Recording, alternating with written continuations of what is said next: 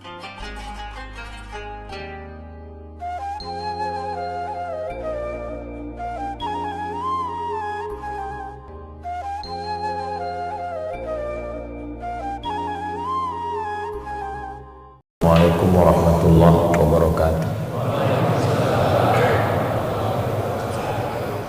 Kalau tuan pergi ke Batam, jangan lupa memancing ikan. Dari bunyi sambutan salam, nampaknya jamaah terlalu kekenyangan. Apa kabar Bapak Ibu semua? Sehat? Alhamdulillahi Rabbil Alamin. Allahumma salli ala Sayyidina Muhammad wa ala ali Sayyidina Muhammad. Semoga kita semua mendapatkan syafaat Nabi Muhammad SAW. Amin ya Rabbal Alamin. Malam ini kita dihentakkan, dibangunkan dari tidur lelap kita. Bagaimana sebetulnya status tanah-tanah masjid, surau, musola kita selama ini? Jangan heran beberapa waktu yang lalu ada berita tanah masjid dijual, viral. Yang belum dapat beritanya nanti saya share. Kok bisa tanah masjid dijual? Berarti bermasalah itu tanah. Padahal secara fikih, kalau di masjid itu sudah dilaksanakan sholat zuhur, asar, maghrib, isya, subuh, dan sudah sholat Jumat, berarti tanah itu otomatis sudah jadi tanah wakaf. Tapi fikih belum tentu diakui oleh negara. Semua kita mengatakan tanah ini wakaf, tapi kalau secara negara belum tanah wakaf. Generasi pertama berwakaf, generasi kedua belum memperdulikan, generasi ketiga ternyata begitu dicek tanah masjid masih nama kakeknya, lalu kemudian cucunya mau menjual tanah. Imam, khatib, ustadz, bilal, kiai komplain, kata mereka ini tanah wakaf. Tidak, ini nama saya, ini jatah warisan saya, maka ini tanah saya, terserah saya mau saya jual, mau saya gadaikan, ini tanah saya secara hukum negara. Lalu kemudian orang menakut-nakuti, nanti kamu masuk neraka. Saya nggak peduli sama neraka. Jadi apa yang kita lakukan malam ini di Masjid Darussalam Kota Wisata, mudah-mudahan, walaupun saya menyampaikan tausiahnya di Masjid Darussalam Kota Wisata Cibubur, tapi sebetulnya ini nanti akan ditonton saudara kita dari Sabang sampai Papua melalui channel Ustaz Abdul Somad Official. Jangan lupa subscribe, like, share, and comment. Tolong pengurus-pengurus masjid cek lagi surat tanah masjidnya sudah wakaf atau belum. Kalau belum wakaf, tiru prosesnya malam ini. Ada 4 rukunnya. Yang pertama wakif, orang yang berwakaf. Yang kedua adalah yang menerima wakaf, istilah lainnya nazir. Wakif yang berwakaf dengan nazir berakad, lalu kemudian itulah yang disebut dengan ijab qabul. Yang berwakaf, yang menerima wakaf, ijab qabul, dan tanah yang diwakafkan dan dicatatkan secara negara. Bapak Kepala Kantor Urusan Agama, Bapak Kua Gunung Putri, mencatatkannya sebagai pencatat akta ikrar wakaf. Saya wakafkan tanah ini yang luasnya sekian ribu meter persegi senilai 300 miliar. Banyak yang kenyang mendengar 300 miliar. Lalu kemudian pengelola mengatakan saya terima. Jadilah surat akta ikrar wakaf yang tidak bisa diganggu gugat. Lalu kemudian surat yang dari KUA tadi dibawa ke BPN, Badan Pertanahan Nasional, maka berubahlah nama Pemda, nama orang menjadi nama nazir yayasan.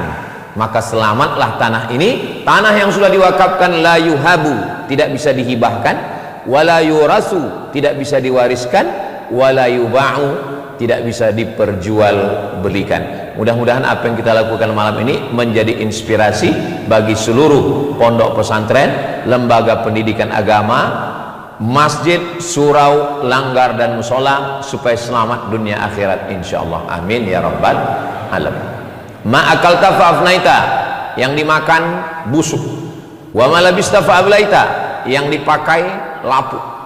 Uang 300 miliar itu kalau diberikan ke cendol, berenang sambil minum.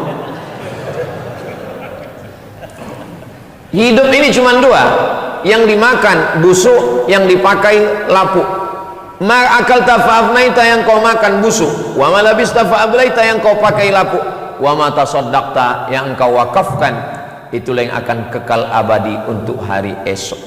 Mudah-mudahan tanah wakaf 1 hektar, 2 hektar ini menjadi amal jariah dan akan dibangun Islamic Center, pusat kajian keislaman, menjadi mercusuar dakwah di Nusantara insyaallah. Amin ya rabbal alamin.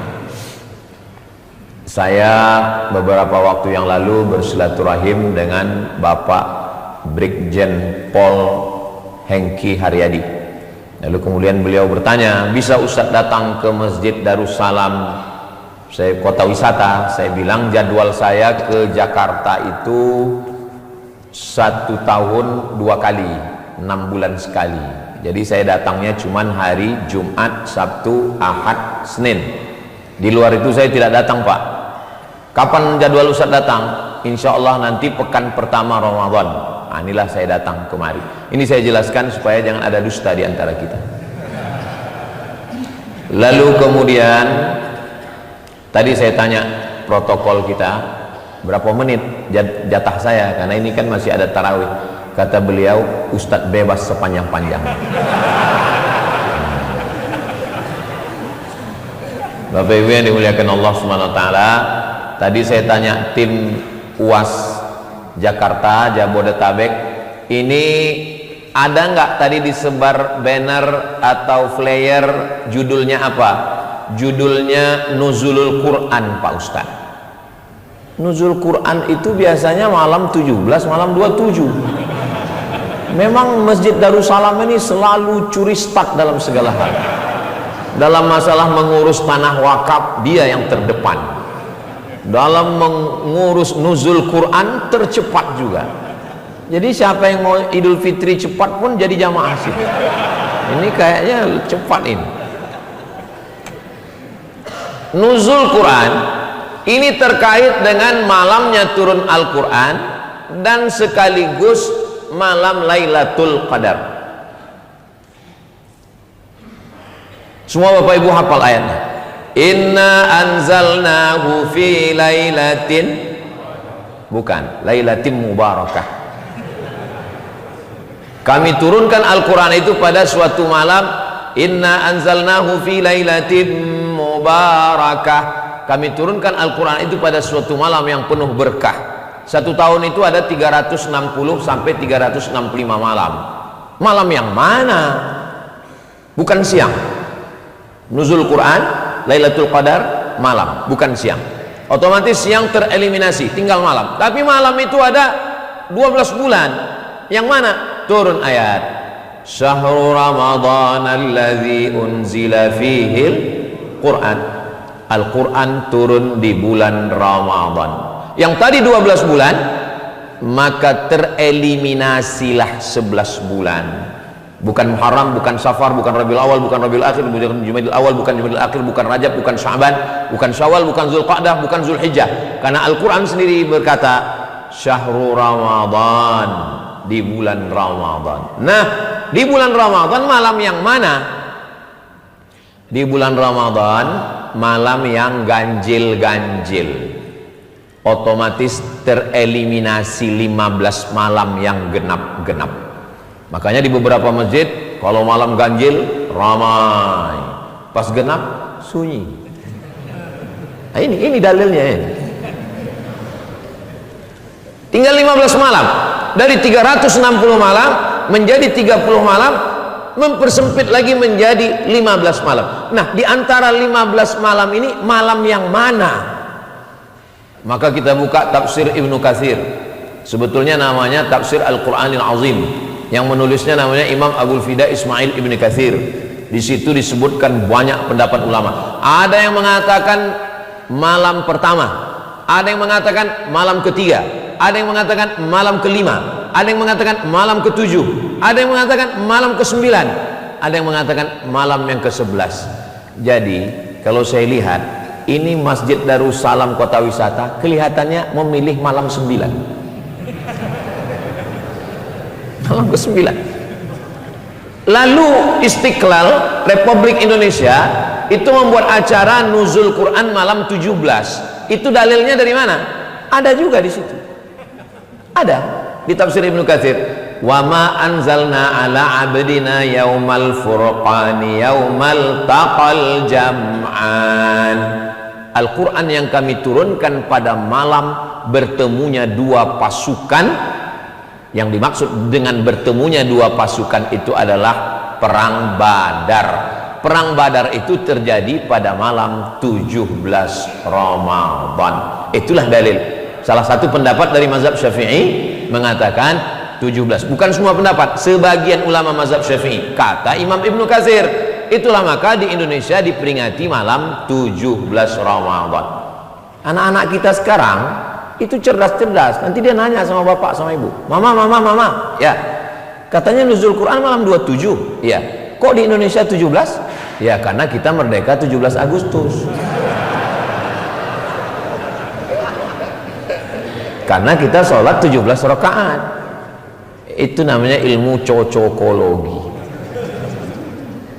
Lalu yang mana yang mengatakan malam 2? Di Mesir ada namanya malam pembagian hadiah jaizah Lailatul Qadar. Penghafal-penghafal Quran itu diberikan hadiah pada malam Lailatul Qadar, malam 27. Kenapa di Mesir malam 27? Berdasarkan hadis Nabi, taharru Lailatul Qadri fil ashril awakhir min Ramadan. Carilah Lailatul Qadar itu di malam 10 terakhir, 21, 23, 25, 27, 29. Terus sebetulnya Pak Ustadz, Lailatul Qadar itu nuzul Quran itu malam keberapa? Iya, dirahasiakan Allah.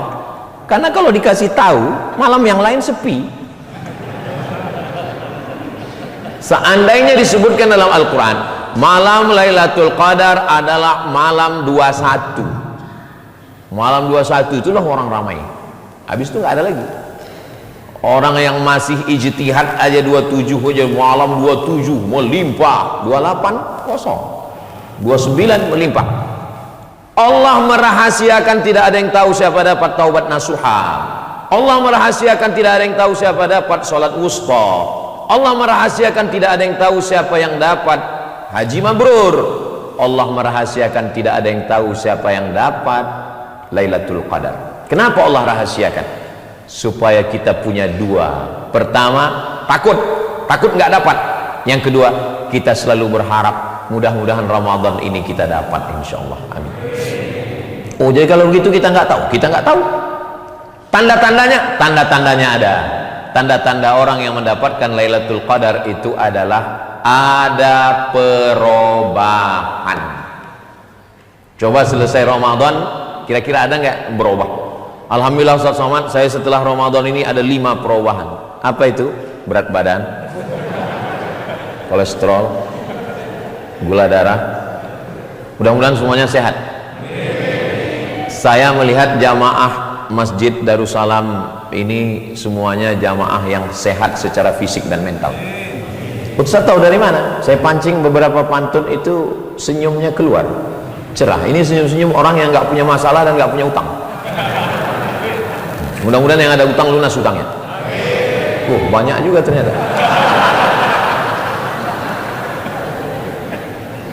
Jadi orang yang mendapat Lailatul Qadar, yang mendapatkan haji mabrur, yang mendapatkan sholat wusta, yang mendapatkan taubat nasuha, cirinya ada perubahan. Dulu suami saya itu pelit, bakhil, medit, kikir, minta ampun pelitnya Pak Ustadz. Belanja anak-anak semua saya yang nanggung. Tapi alhamdulillah Pak Ustadz, sejak mendengar ceramah Ustadz malam-malam Lailatul Qadar Ramadan sekarang, dulu kalau sedekah lewat kotak 2000 Pak Ustadz, sekarang 2500.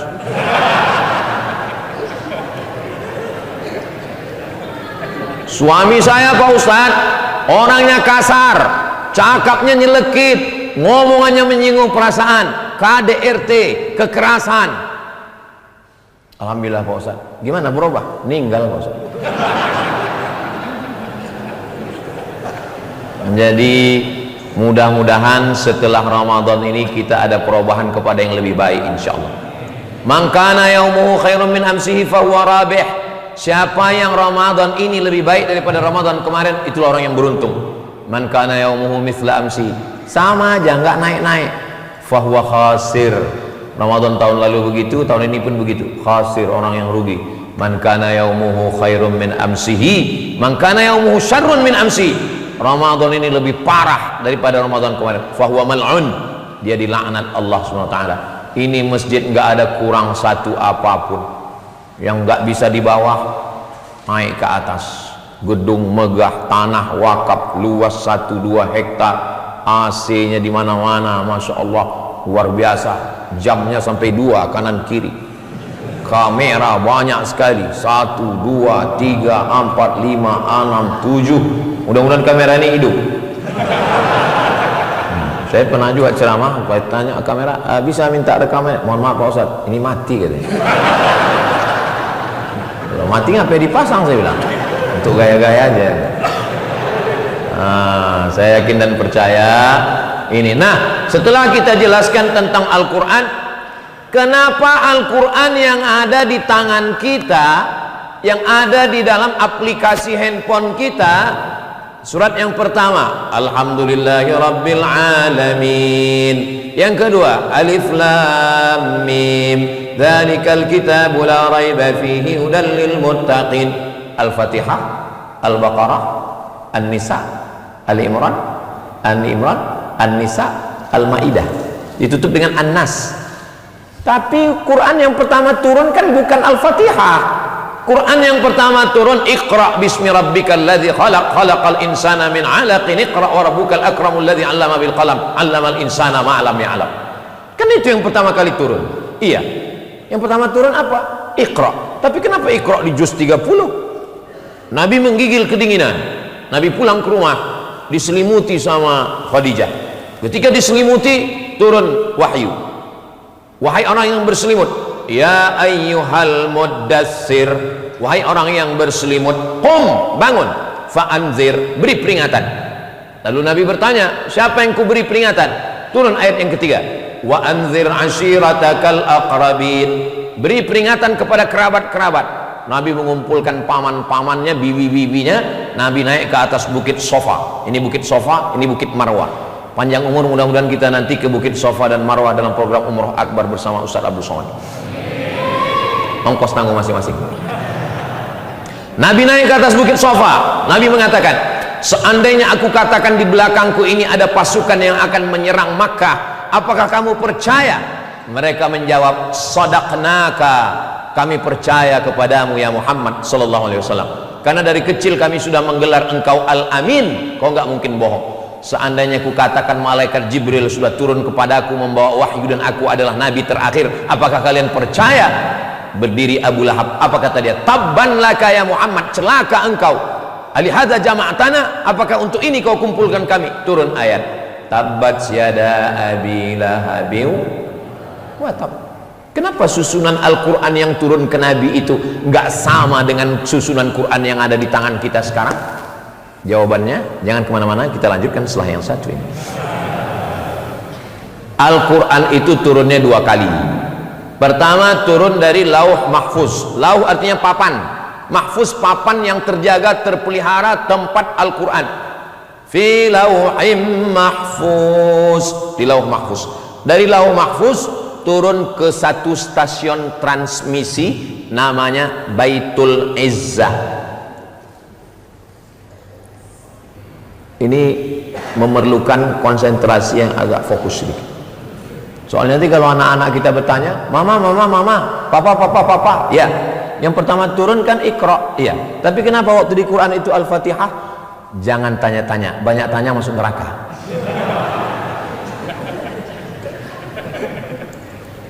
Turun dari lauh mahfuz ke stasiun transmisi, turunnya seperti susunan yang ada di mushaf Quran sekarang. Sekali turun Al-Fatihah, Al-Baqarah, Ali Imran, An-Nisa, Al-Ma'idah sampai ke An-Nas, turun sekali, bruk, sampai ke Baitul Izzah. Dari Baitul Izzah ini ke Nabi, itulah yang turun selama 22 bulan, 2 tahun, 22 hari, 13 tahun di Makkah, 10 tahun di Madinah.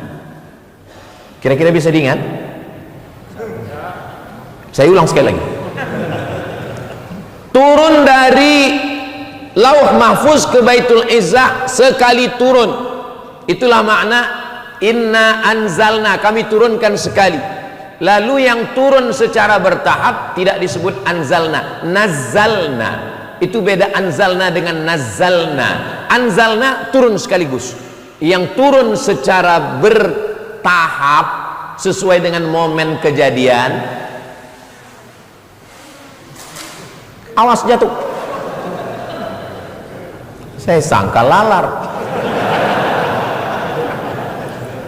Saya sangka karena ini masjidnya besar, wakafnya besar, laronnya besar juga.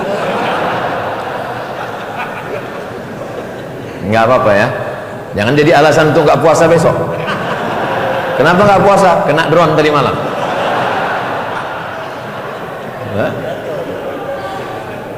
Jadi Al-Quran ini mukjizatnya itu mukjizat, cara turunnya pun mukjizat.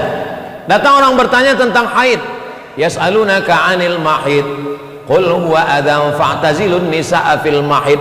Datang orang bertanya tentang khamar, yas'alunaka 'anil khamri wal maisir qul fihima itsmun kabir wa manafi'u linnas. Datang orang bertanya tentang yas'alunaka madza yunfiqun qulil afwa. Al-Quran yang turunnya acak itu tiba-tiba bisa disusun ulang sesuai dengan turunnya dari Lauh Mahfuz. Di Ramadan terakhir Nabi membacakan Al-Quran kepada sahabat, sahabat mendengarnya dari Nabi. Maka ketika Nabi meninggal dunia, Quran itu sudah tersusun dengan susunan yang rapi sebagaimana yang ada di kepala imam kita. Kalau tutup kepalanya seperti imam kita, itu 30 juz isinya. Itu 30 juz. Kalau yang begini, juz 30. Itu maka diikat dia supaya nggak lepas. 30 juz. Nah, jadi Al-Quran itu dibacakan. Jangan bayangkan Al-Quran itu berserakan di pelepah korma, di tulang onta, di batu yang ceper. Kisah itu betul, tapi itu tulisannya. Al-Quran secara hafalan sudah di kepala sahabat. Sampailah datang nabi palsu bernama Musailamah Al-Kazzab. Nama kampungnya Yamamah. Dia buat surat Al-Fil wa ma adraka mal fil lahu dhailun tawil. Demi gajah, tahukah kamu apa gajah itu? Ekornya panjang. Ada-ada aja. Maka diutuslah nabi palsu ini diperangi. Waktu diutus pada masa pemerintahan Abu Bakar Siddiq, 70 tentara penghafal Quran. Jadi tentara-tentara dulu itu hafal Quran, memerangi nabi palsu. Mati Musailamah Al-Kazzab, gugur 70 tentara penghafal Quran. Datanglah Umar bin Khattab, wahai Khalifah Abu Bakar, ya, 70 penghafal Quran sudah meninggal. Saya khawatir nanti Quran ini hilang. Abu Bakar nggak mau membukukan Al-Quran. Kenapa? Karena Nabi nggak nyuruh. Karena Nabi nggak nyuruh berarti ini bid'ah. Wa kullu bid'atin dhalalah wa kullu dhalalatin finnar. Abu Bakar tidak mau membukukan Al-Quran karena tidak ada perintah Nabi untuk membukukan Al-Quran. Al-Quran dihafal saja cukup, jangan dibukukan. Kata Umar bin Khattab, kalau Quran tidak kita bukukan, Quran akan hilang. Penghafal Quran sudah meninggal. Akhirnya Allah melembutkan hati Abu Bakar, maka disusunlah tim penyusun secara tertulis yang dipimpin oleh orang yang paling hebat hafalannya, paling bagus suaranya, paling ahli Al-Quran, namanya Ubay bin Ka'ab bersama Zaid bin Thabit. Disusunlah itulah dia menjadi satu mushaf yang ada sekarang, dibagi ke Kufah, dibagi ke Basrah, dibagi ke Irak, dibagi ke Yaman, dibagi ke Mesir, dibagi semua, lalu jadilah mushaf-mushaf. Itulah awal mushaf yang ada, yang pada masa pemerintahan Utsman bin Affan direvisi, isinya sama, tulisannya direvisi karena bercampur antara ayat dengan tafsir, maka mushaf yang ada sekarang disebut dengan mushaf Utsmani karena terjadi pada Khalifah Utsman bin Affan. Bapak Ibu yang dimuliakan Allah Subhanahu wa taala, Al-Qur'an yang dibaca Nabi Muhammad waktu jadi imam di Madinah, Alhamdulillahi Rabbil Alamin Ar-Rahmanir Rahim, 1447 tahun yang lalu, itu juga yang dibaca oleh imam kita tadi. Seandainya Al-Quran di dunia ini terbakar, hangus semua, Al-Quran tidak akan hilang. Kenapa? Karena ada di kepala imam kita dan anak-anak kita yang akan melanjutkan menjadi para penghafal Quran, insyaallah. Amin. Apakah bisa terwujud tentara penghafal Quran seperti pada masa pemerintahan Abu Bakar Siddiq? Bisa, insya Allah. Amin. Mudah-mudahan anak-anak kita penghafal Quran ini jadi tentara, insya Allah. Ustadz Somad, carikan 20 anak penghafal Quran tamat pondok yang badannya sehat, hafalannya 30 juz, yang suaranya bagus. Nanti kita terima dia masuk polisi. Nanti saya carikan, Pak. Supaya apa? Supaya polisi juga penghafal Quran, jenderal juga hafal Quran, pakai baju seragam. Berdakwah ini enggak mempan pakai ceramah, pakai khutbah, pakai tausiah, apalagi kultum. Mesti pakai seragam, pakai pistol. Capek kita ceramah pakai sound system tablik akbar menggelegar, innamal khamru khamar wal maisir judi. Orang tetap aja mabuk. Ketika datanglah saya melarang dia, jangan kau minum khamar. Emang masalah buat lo? Saya nggak ada kekuasaan.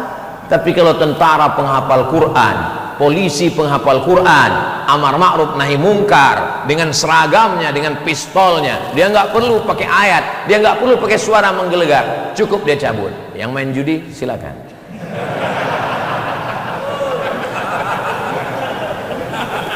Jadi Al-Quran ini mukjizat yang luar biasa. Ada orang masuk Islam hanya karena ayat tentang matahari. Ini matahari, di sekelilingnya ada bumi, di sekelilingnya ada Merkurius, Neptunus, Pluto, Mars. Apakah bumi mengitari matahari? Ya, karena bumi berputar, Neptunus berputar, Pluto berputar, Mars berputar. Apakah matahari ini bergerak atau diam? Tidak bisa diputuskan oleh NASA. Apakah matahari itu bergerak atau diam? Dijawab dalam Al-Quran. Wasyamsu tajri li mustaqarril laha dzalika taqdirul azizil. Kok enaknya ceramah di Darussalam ini, jamaahnya hafal Quran semua, walaupun surat Yasin. Lasyamsu yanbaghi laha an tudrikal qamar, bulan tidak mungkin bertemu dengan matahari. Walal lailu sabiqun nahar wa kullu fi falaki yasbahun, semua berjalan di garis edarnya masing-masing. Kalau bumi ini terlalu menjauh dari matahari, beku kita. Kalau bumi ini terlalu dekat ke matahari, terbakar kita. Ini masjid ini agak panas, mungkin udah mulai dekat ini ke matahari. Enggak, ini karena kapasitas masjid ini udah over capacity, udah terlalu full. Makanya nanti masjid ini walaupun sudah besar, nanti setelah tanah wakaf ini resmi diperbesar lagi, insyaallah. Amin. Penuh bawah, penuh atas. Saya menyangka saya dikasih mimbar, saya di atas, saya yang paling tinggi. Rupanya ada yang lebih tinggi lagi. Hai guys, kami melihat kalian seperti melihat akuarium. Mereka juga kalau bisa ngomong gitu juga. Kami melihat Ustadz seperti, enggak usah diteruskan. Orang masuk Islam hanya karena ayat tentang matahari. Wasyamsu tajri li mustaqarril laha. matahari ternyata bergerak, tapi dia tidak berputar, dia bergerak di garis edarnya. Dia bergerak di garis edarnya. Itu baru ditemukan oleh NASA pada abad 19. Makanya nanti orang masuk Islam di Eropa bukan karena pedang, masuk Islam karena mukjizat Al-Quran. Orang masuk Islam hanya karena ayat tentang air. Bainahuma barzakhul la yabghiyan. Ini air laut, ini air sungai. Air laut tidak menyatu dengan sungai, karena kalau air laut masuk ke sungai, air sungai masuk ke tanah, mati kita. Kita tidak bisa hidup 3 bulan kalau tidak ada beras. Kita tidak bisa hidup 3 hari kalau tidak ada air. Tapi aku tidak bisa hidup sesaat pun tanpamu sayang. Ini untuk bahan Bapak merayu nanti pulang. Ini air-air yang ada di depan kita ini dari mata air bumi. Padahal bumi jauh lebih kecil, daratan lebih kecil dari lautan. Kenapa air kita tidak asin? Karena air laut tidak bercampur dengan air sungai. Disebutkan dalam surat Ar-Rahman, bainahuma barzakhun la yabghiyan fabi ayyi ala'i rabbikuma tukadziban. Orang masuk Islam hanya karena ayat tentang wudu. Ustaz Somad, ya, tolong bacakan ayat tentang wudu Ustaz. Idza qumtum ila sholati faghsilu wujuhakum, basuh wajah. Wa aydiyakum ilal marafiq, basuh tangan sampai siku. Coba bacakan lagi ayatnya Pak Ustaz. Wa aydiyakum ilal marafiq, tangan sampai siku.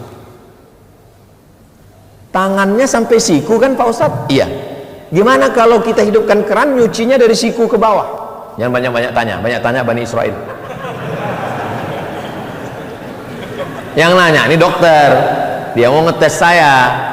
Kata dia, kami kalau mau ngoperasi orang Ustadz, cuci tangannya persis seperti ayat wudhu. Kami cuci tangan dari ujung sampai ke siku. Saya tanya balik, kenapa gitu Pak? Untungnya dia nggak jawab balik. Kalau dia jawab balik, banyak tanya Bani Israel Pak Ustadz. Karena kalau kami cuci tangannya dari siku turun ke bawah, airnya menggelantung di ujung jari, berarti bakteri, kuman, penyakit di ujung jari. Kalau kami pegang luka, infeksi. Maka ketika dicuci sampai ke siku, maka ujung jari steril, kumannya turun di siku, bersih Pak Ustaz. Rabbana ma khalaqta hadza batila, tidaklah yang kau ciptakan ini sia-sia. Dulu masih ingat Bapak Ibu beberapa tahun yang lalu ketika terjadi tsunami di Aceh, karena di Aceh itu ada lempengan, ini kerak bumi, rupanya di tengah laut Aceh itu terjadi gesekan, akhirnya bumi bergoncang, kerak bumi bergoncang, air menyusut, tiba-tiba naik ke atas, bahasa Jepangnya tsunami, pakai tsunami. Ketika bergerak kerak bumi turun. Makanya di satu profesor ITB mengatakan kerak bumi bergoncang gara-gara tsunami kemarin di Aceh, maka beberapa masjid mengukur arah kiblatnya lagi. Maka di beberapa kota kita lihat miring-miring kan, di Pekanbaru, Riau, nanti Pak Engki bisa lihat itu masjid yang di dekat Polda, yang di Unri Universitas Riau, itu masjidnya miring sajadahnya. Tapi masjid yang ada di Masjid Agung enggak. Saya tanya, kalau memang betul terjadi pergesekan kerak bumi, kenapa jaraknya cuma sekitar 1 kilo? Kenapa masjid ini miring, itu kok enggak? Memang dari awal salah ukur Pak Ustaz. Makanya mengukur arah kiblat masjid kami libatkan Kementerian Agama. Tanya Pak Kua, namanya LBHR, Lembaga Badan Hisab dan Ruqyah, untuk menetapkan arah kiblat. Dan ketika arah kiblat ini ditetapkan, itu juga mukjizat Al-Quran. Al-Quran ingin kita ini kiblatnya satu. Kita tidak pernah menyembah Ka'bah, itu hanya semacam tiang pancang. Kiblatnya satu, Allahnya satu, Nabinya satu, Qurannya satu. Lalu kenapa kita mesti bertikai berkonflik? Dulu heboh kelahi, masalah pakai usoli nggak usoli, masalah pakai kunut subuh nggak kunut, masalah tarawih 8 dengan 20. Dulu kelahi. Sekarang sudah tidak lagi, karena yang 8 pun mengatakan ya efisiensi, yang penting sholat tarawih. Ini Masjid Darussalam 8 atau 20? efisiensi. Masya Allah, tabarakallah. Tadi saya sampaikan, saya mulai tadi jam 8, sekarang sudah jam 8.40. Ini sudah melanggar kode etik. Karena di mana-mana yang namanya kultum tarawih itu 15 menit, namanya kulibas, kuliah 15 menit. Dan saya menyampaikan ini 40 menit. Mudah-mudahan apa yang saya sampaikan ini diridhoi Allah Subhanahu wa taala. Untuk kita lebih banyak tahu tentang Al-Quran, jangan cukupkan pada pengajian yang 45 menit ini. Nanti ada majelis Al-Quran, hadiri saja. Menghadiri majelis Al-Quran prinsipnya 4D: datang, duduk, dengar, diam. Ngantuk-ngantuk sedikit diampunkan Allah SWT. Berawal dari anak tangga, dengar dulu. Imam kita membaca, dengar baik-baik. Wa idza quri'al Qur'an, kalau Quran dibacakan, fastami'u lahu, dengar baik-baik. Wa ansitu, diam, la'allakum turhamun, latihan mendengar. MP3 Quran. Yang kedua adalah mulai meniru-nirukan. Nun mati berjumpa dengan qaf, min qaf. Nun mati ketemu dengan waw, min waraikum. Mulai meniru-nirukan. Kita bukan orang Arab, maka kita baca Quran ini ribet, jelimet, susah, payah. Emangnya kalau belajar bahasa Inggris nggak pakai tajwid? Memangnya kalau pakai bahasa Inggris nggak pakai makhorijul huruf? Pakai. Mana ada di bahasa Inggris huruf shin? Ada. Huruf shin ada. Shopping center. Pakai shin. Workshop itu pakai shin. Mana ada dalam bahasa Inggris huruf tha? Ada huruf tha. Where are you going? I am going to Perth. Perth, Sydney, Melbourne, Perth. Pakai za. Bagaimana kesehatanmu hari ini? How about your health today? Health pakai za. Coba kalau pakai za. How about your health? Health neraka jahanam. Siapa bilang bahasa Inggris nggak pakai nation? Tulisannya nation, itu pakai shin. Nation. Yang kami hormati Bapak Nasution, Bapak Nasution. Bapak Ibu yang dimuliakan Allah SWT. Hanya saja memang bahasa Arab ini lebih lengkap. Bahasa Arab ada ain, bahasa Arab ada wa. Untuk j-nya aja 4. Ja, za, za, wa. Maka belajar. Tha, guru saya, dosen di IAIN, sekarang UIN Pekanbaru Riau, dulu lulus di antara anak Indonesia yang lulus untuk belajar bahasa Arab ke Sudan. Ketika dia belajar, menyebutkan huruf fa, satu kelas nggak ada yang lulus. Diambil kapas, diletakkan telapak tangan, suruh nyebut huruf fa. Begitu huruf fa disebut, terbang semua kapasnya. Kata dosennya, salah semua. Yang betul itu bagaimana? Kapasnya terbang dulu, baru hurufnya keluar.